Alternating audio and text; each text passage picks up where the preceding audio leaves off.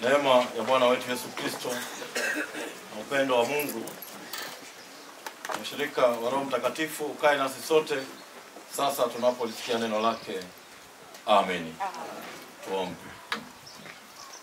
Mwokozi wetu Yesu Kristo, nakushukuru kwa neema yako na kwa baraka yako, na kipekee kwa siku hii kubwa uliotupa katika usharika wetu wa Mlalo katika jimbo hili la Kaskazini kwa ajili ya ibada hii ya kuingizwa kazini mtumishi wako mkuu wa jimbo hili la Kaskazini, Mchungaji Anderson Kipande. Asante kwa neema yako kwamba wewe unatutuma shambani mwako tukaitende kazi yako.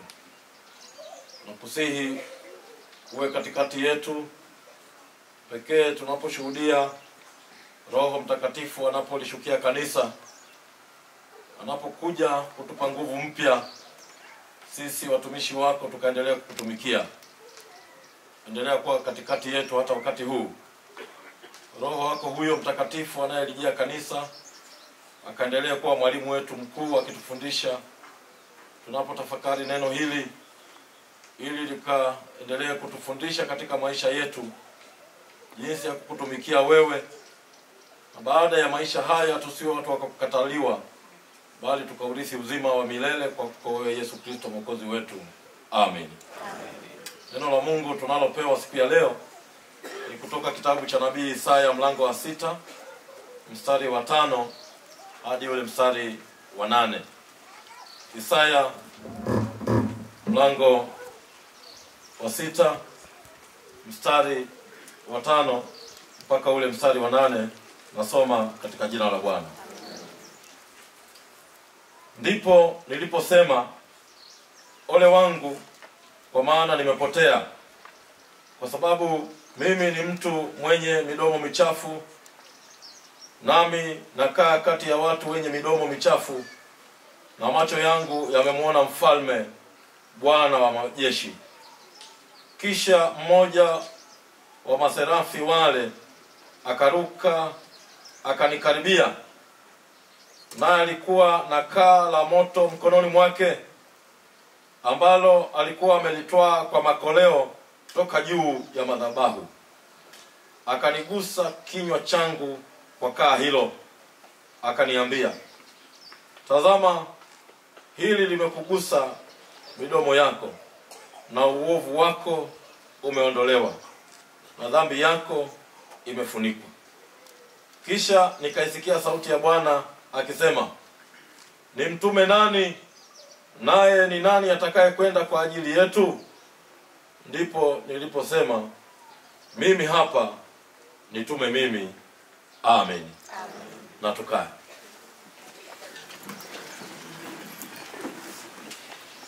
Bwana asifiwe. Amen. Bwana apewe sifa. Amen. Ndugu zangu wapendwa, tunamshukuru Mungu aliyetujalia siku hii kubwa katika jimbo letu la Kaskazini kuwa na ibada hii ambayo mkuu wetu wa jimbo anaingizwa kazini. Tunawashukuru wana jimbo la Kaskazini kwa maandalio makubwa mlioyafanya katika kuiandaa siku hii ya pekee. Siku hii ninakumbuka sana katika maisha yangu kwamba tarehe 19 mwezi wa 6 mwaka 2004 katika ibada kwenye jukwaa hili mimi niliingizwa kazini kama mkuu wa jimbo la Kaskazini. Bwana asifiwe sana. Kwa hiyo ninapokuwepo mahali hapa siku ya leo, nakumbuka sana siku ile nilipoingizwa kazini kama mkuu wa jimbo la Kaskazini, jimbo lenye baraka nyingi, na ni kutoka katika jimbo hili ndipo nilitumwa kwenda masomoni kule Ujerumani katika mwaka ule wa 2006. Na wakati ule nilipoingizwa kuwa mkuu wa jimbo la Kaskazini, nakumbuka kikundi cha tarumbeta kilikuwepo kutoka jimbo hili, na kwaya ziliimba na washarika mliokuwepo wakati ule. na watoto wangu walikuwa wadogo. Josefu alikuwa mdogo kabisa, naomba asimame pale alipo sasa, amekuwa mrefu. Alitambulishwa wakati ule, lakini wakati ule yeye alikuwa anarudishwa, maana alitaka naye aigizwe kazini hapa mbele. Kwa hiyo kaomba arudi akakae. Nakumbuka sana jambo hili. Kwa hiyo ni wakati miaka inapita, na tunamshukuru Mungu ambaye ametupa nafasi hii ya kuwepo katika ibada hii ya pekee sana, ya kuona sasa Mungu anavyoita watumishi wake kwa namna yake, kwa namna zake mbalimbali, ili waendelee kutumika katika kanisa lake. Siku hii ya leo imekuwa pia ya pekee kwa sababu ni siku ya Pentekoste. Kwa tuna mambo mengi ya kuangalia hata kwa ajili ya Pentekoste, ambayo ni sikukuu kubwa katika kanisa. Lakini najua salamu mbalimbali zimetolewa. Niombe tu kuendelea kutoa salamu chache za kanisa, kwamba baada ya kuingizwa kazini ile tarehe 9 mwezi wa 5, kesho yake tarehe 10, mimi na katibu mkuu tuliondoka kwenda Arusha kuhudhuria mkutano wa halmashauri kuu ya KKKT. Na mkutano ule ni mkutano muhimu ambao unatuunganisha sana sisi katika kanisa zima Tanzania nzima. Tena tulishukuru, tulitambulishwa kwa upya katika mkutano ule, na kwa kipekee sana mkuu wa kanisa alitamka kwamba tunawatambulisha wenzetu wa Diocese ya Kaskazini Mashariki kwamba siku hizi hata jina lao limebadilika, sio DKMS KKKT bali ni KKKT DKMS. Bwana asifiwe sana. Na tulijisikia furaha sana katika mkutano ule. Lakini la pili ambalo mkuu wa kanisa alilitaja ni kwamba tumeanza kutoa michango. Kuna ule mchango wa 2% ambao tunapotangaza, ametangaza aliyesoma matangazo kwamba tunapokea 35% inakwenda diocese. 2% ile ikifika pale ofisi ya diocese, 2% inakwenda KKT kufanya kazi za umoja. Lakini kwa sababu ya vurugu mbalimbali zilizojitokeza hapo katikati, sisi wenyewe tulikuwa hatuzipeleki 2% ile.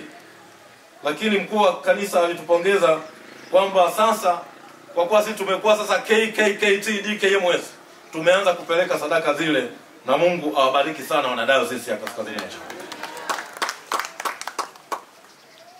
Nimeona hili nilitamke kwa kuwa ni salamu za mkuu wa kanisa, na akiendelea kuwaombea mnapoendelea na utumishi wenu katika kanisa lake.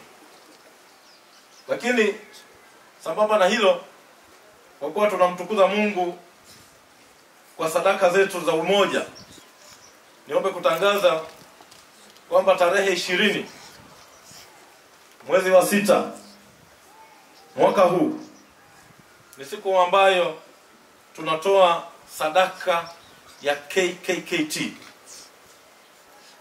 Barua itafuata, ukijao barua itasomwa, lakini kwa kuwa tuko hapa niombe kulitangaza hili kwamba siku hiyo tutatoa sadaka ya KKKT ambayo ni sadaka ya umoja wa kanisa letu, na tutakuwa na bahasha maalum tarehe 20 mwezi wa 6. Tutakuwa na bahasha maalum. Kila msharika wa diocese hii tunamuomba kwenye bahasha hiyo aweke shilingi 1000. Uweke shilingi 1000 kwenye bahasha hiyo ya kwenda kwenye ofisi ya KKT kwa ajili ya kazi za umoja. Ukiweza kuweka 2000, kuweka 3000, unaweza kuweka.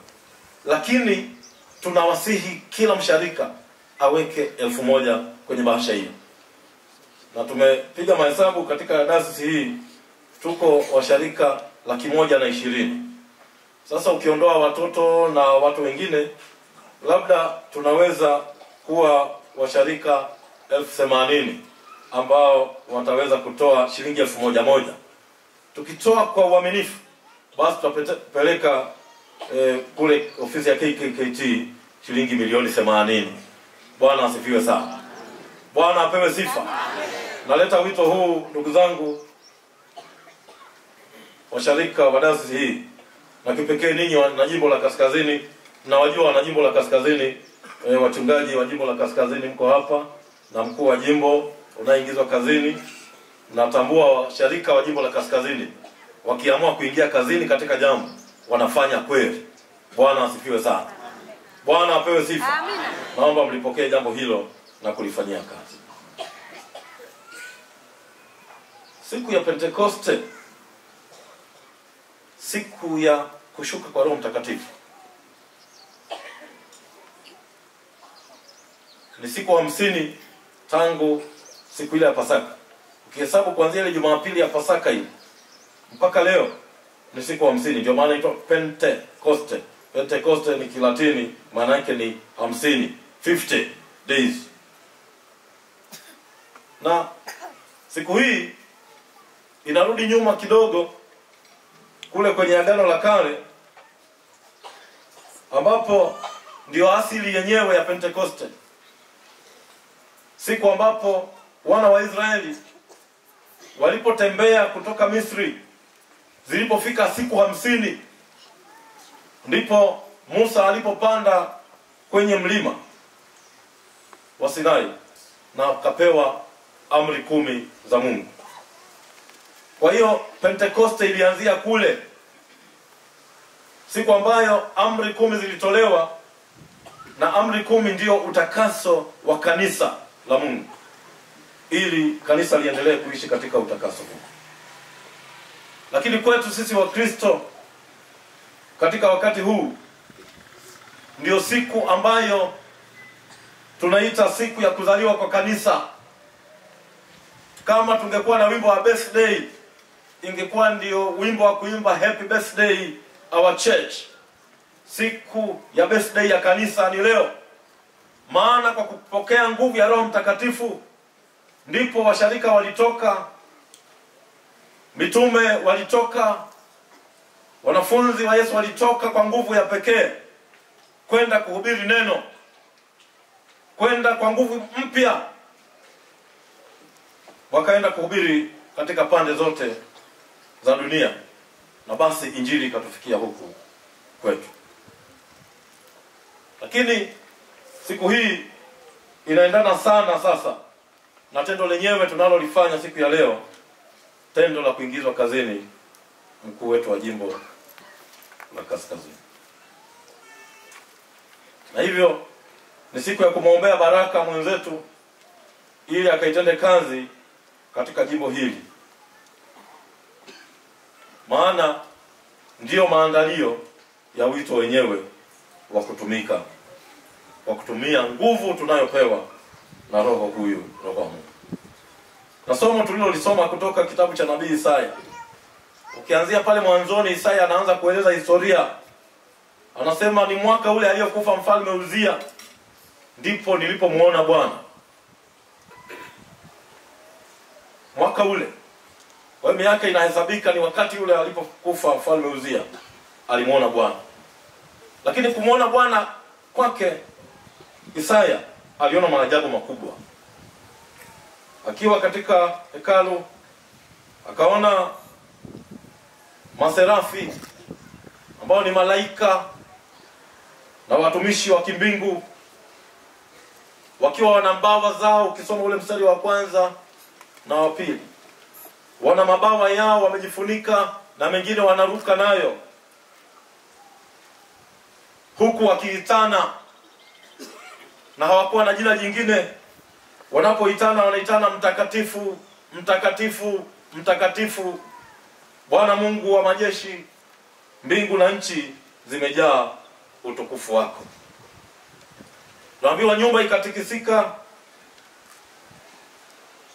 ikajaa moshi,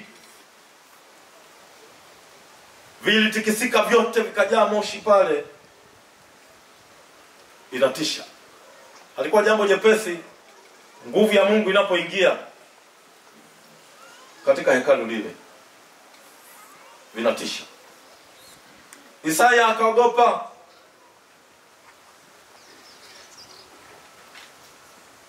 Alipoyaona haya aliogopa sana, na akaanza kusema, ole wangu mimi, maana nimekwisha kupotea. Nimekwisha kupotea kwa sababu macho yangu yamemuona Bwana.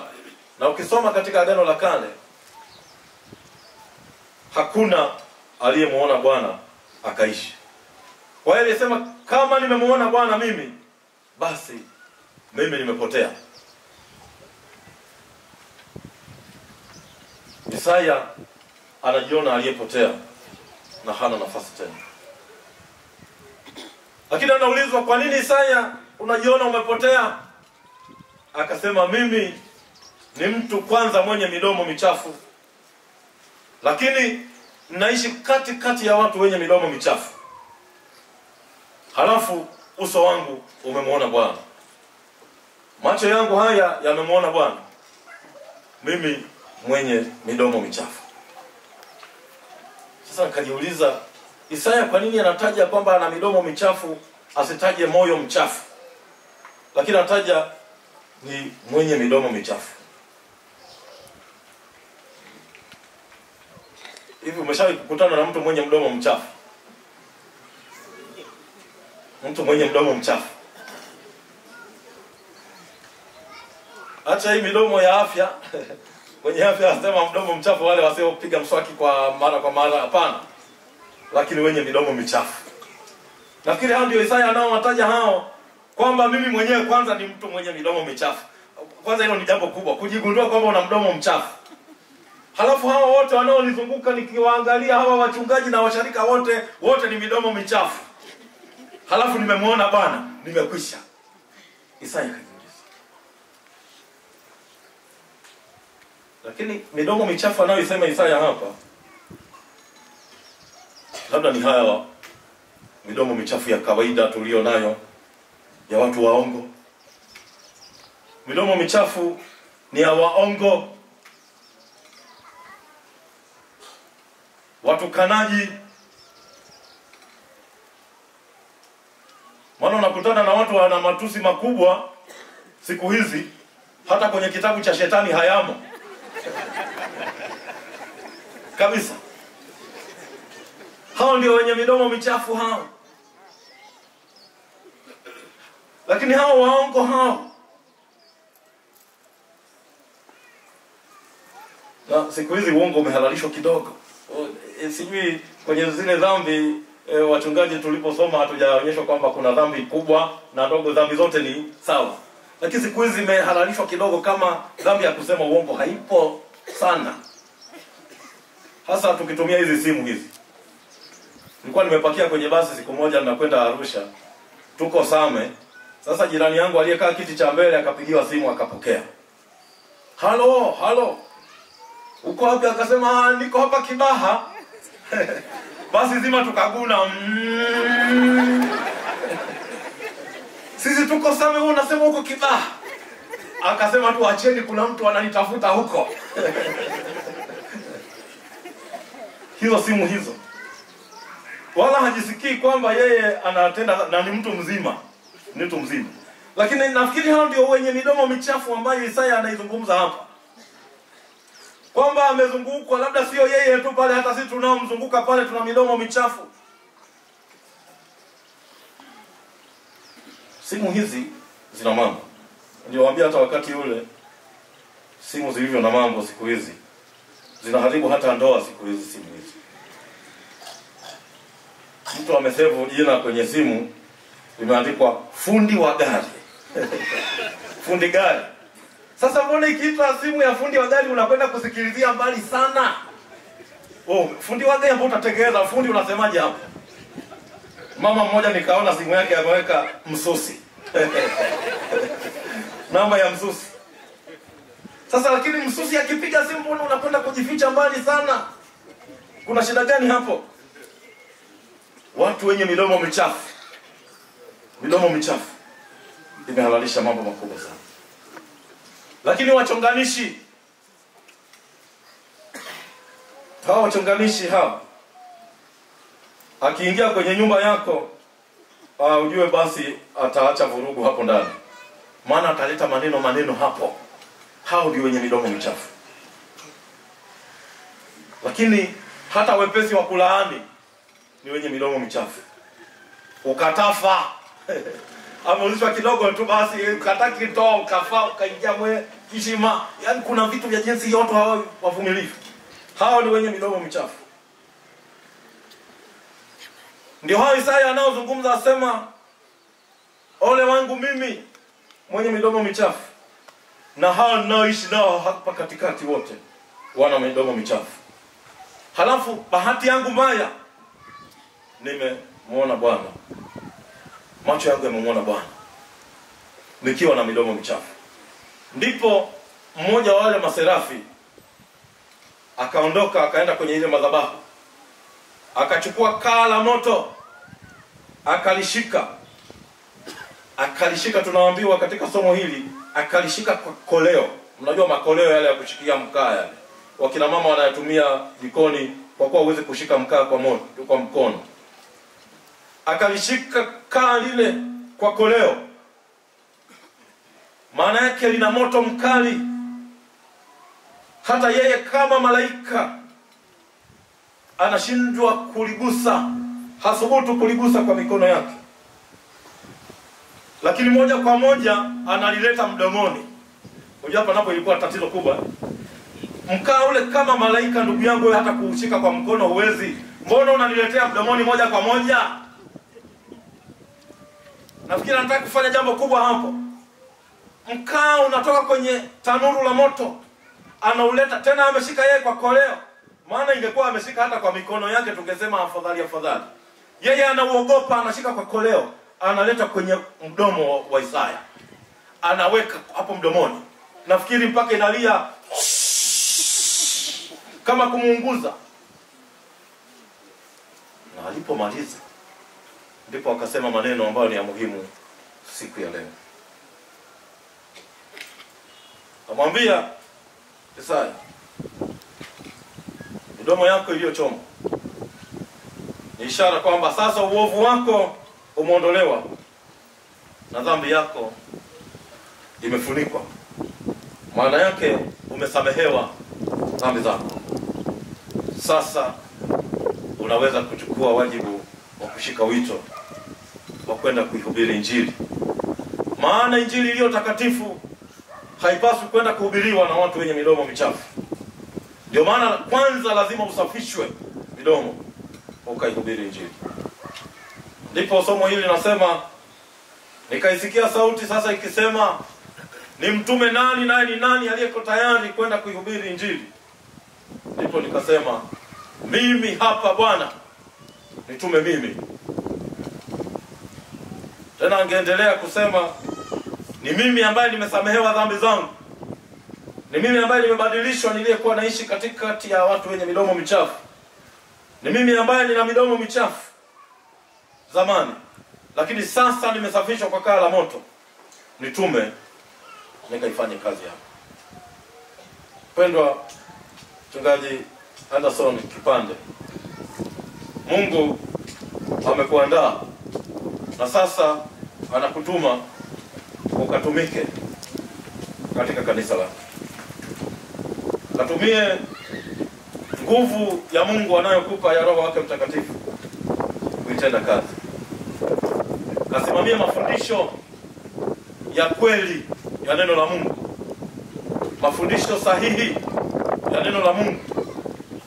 Kayasimamie hayo katika jimbo hili na mahali popote ambapo Bwana anakutuma kwenda kuifanya kazi yake. Niombe kukaza, nimesharudia mara nyingi hili, lakini alikaza kwa sababu wakati huu mafundisho potofu yameingia sana katika kanisa zima, katika maeneo yetu, hasa huko kwenye bara letu la Afrika. Mafundisho potofu yameingia sana. Nilipokuwa kule bara la Asia, mafundisho potofu watu wanachuja sana. Watu wanajitahidi kuchuja, hawapokei kila kitu. Hata nilipokuwa kule Ulaya, naona watu hawapokei kila kitu. Wanajiuliza kwamba hiki kwa nini nipokee tu? Lakini kwenye bara letu la Afrika tunapokea kila kitu. Na sisemi hapa Tanzania tu, lakini hata katika nchi mbalimbali. Mafundisho yanapaswa kuwa mafundisho sahihi ya kanisa la Mungu. Tumeona kanisa lile ambalo wameanzisha kwamba ukiingia ibadani lazima uchapwe kwanza viboko vitatu ili upate utakaso hapo mlangoni. Kwa hiyo ingekuwa tunachukua wazee wa kanisa wenye nguvu hapo mlangoni wanasimama.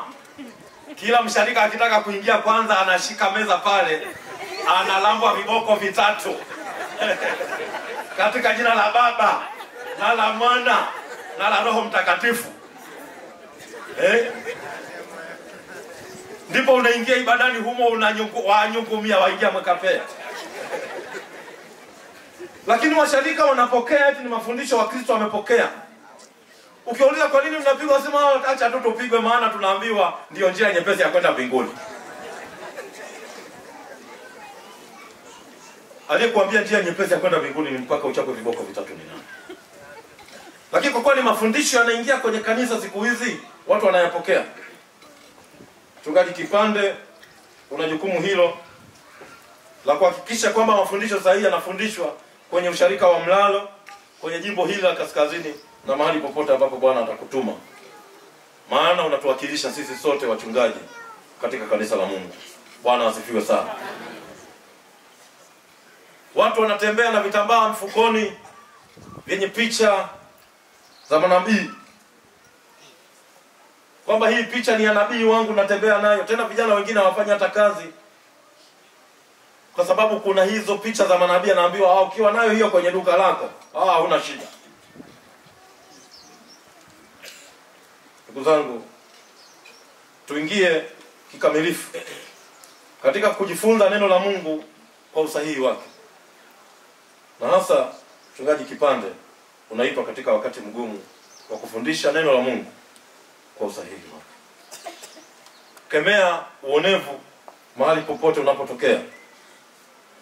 Tunasikia uonevu unaofanyika hata mashuleni siku hizi.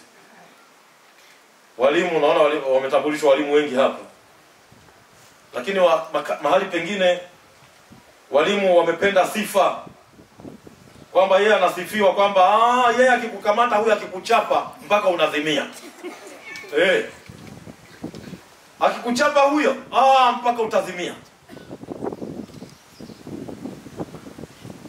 Tuliona yule mtoto aliyechapa kwenye magazeti, tuliona kwenye magazeti alipigwa akaumia sana na alivunjika mkono kwa sababu ya ukatili ule mwalimu aliyotolea. Ni wakati wetu wa kukemea mambo haya sisi washarika, lakini kipekee sasa Mchungaji Kipande unayepewa jukumu hili, ukakemee kwa ukali uonevu wowote unaojitokeza katika jamii yetu. Lakini ukahimize watu kufanya kazi kwa bidii badala ya kutegemea vitambaa vya manabii, mafuta ya upako, chumvi ya upako na maji ya upako. Wakafanye kazi kwa bidii. Maana ushirikina umeongezeka sana siku hizi. Kulima kilimo cha kisasa, washarika wa jimbo la Kaskazini, mlime kilimo cha kisasa. Hata ile mipeasi ambayo kidogo inanyauka, wakati mwingine inapigwa mkasi, inapigwa dawa, inaweza ikazaa matunda mengi zaidi. Mungu atutume sisi sote tukamtumikie kwa uaminifu katika kanisa lake. Mwisho wa kumtumikia kwetu, tukapate nafasi ile tukiwa tumesamehewa dhambi zetu, tukaurithi uzima wa milele tulioandaliwa. Na Mungu alibariki neno lake. Amen.